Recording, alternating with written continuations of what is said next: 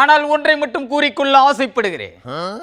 அரசியல் சதுரங்கத்தில் சாதுரியமாக நடப்பது எப்படி என்று 3.5 மணி நேர டிப்ளமோ கோர்ஸை படித்து கொண்டு வந்தவன் இந்த இடிதன்.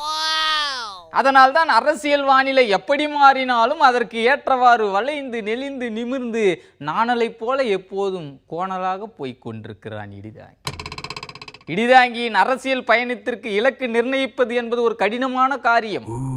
இடிதாங்கி தனது கொள்கையை சரியாக வரையறை செய்துவிட்டு இப்படி கோளாறாய் திரிவது ஏன் என்று அரசியல் விமர்சகர்கள் அவஸ்தைப்படலாம். ஆனால் அது எட்டாத ரகசியம். 8வது ரகசியம் புலப்படும் போது அது 8வது அதிசயமாக பேசப்படும். இடிதாங்கியின் இலக்கு என்ன என்பதை இடிதாங்கி மட்டும்தான் அறிவான். அதுவரைக்கும் அரசியல் விமர்சகர்கள் குழப்பத்தில் இருப்பதுதான் இடிதாங்கிக்கும் நல்லது, அரசியல் விற்பனர்களுக்கும் நல்லது. முதலாளி எங்கே செல்லுகிறான் என்பதை முதலாளி வீட்டு நாய் அறியாது. முதலாளி போகும் பாதையின் பின்னாலேயே செல்லும்.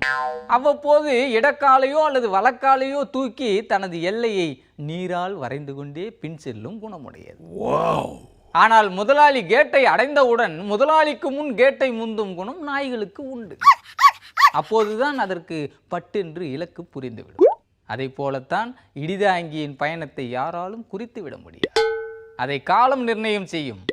காலம் நிர்ணயம் செய்யும் வரை இப்படி சவடால் அடித்துக்கொண்டே இருப்பான்.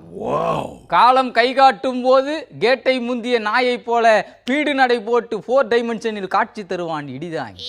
அது வரைக்கும் இடிதாங்கி ஒரு காமெடி பீஸாகவோ அல்லது ஒன்றுக்கும் உதவாத 2000 நோட்டாகவோ இருந்து விட்டு போகிறேன். எல்லாவற்றையும் இழந்துவிட்டு தன்னந்தனியாக நிற்பதால் தான் வர்தா புயல் கூட மனமிறங்கி இந்த தனி மரத்தை ஒன்றும் செய்யாமல் தோப்புகளை எல்லாம் தோப்பு கரணம் போட வைத்து. ஆக இழப்பதற்கு இடிதாங்கியிடம் இப்போதைக்கு ஒரு இழவும் இல்லை. இழப்பது ஒன்றையே பொழப்பாக வைத்துக் கொண்டிருந்தால் இடியை தாங்குபவனை தாங்குவார் யாரும் இல்லாமல் தவித்து கொண்டிருக்கிறான். ஆக இழப்பதற்கு 22 கேரட்டில் தங்கம் இல்லாவிட்டாலும் 32 வகையான பற்களை கொண்டிருக்கிறான் என்பதை மறந்துவிட வேண்டும். அதுவரைக்கும் பொது வாழ்க்கையின் மீது அக்கறையோடு இயங்கும் இடிதாங்கியின் மேல் காக்கா எச்சம் போட்டால் கூட துச்சமாகத்தான் கருதுவான்.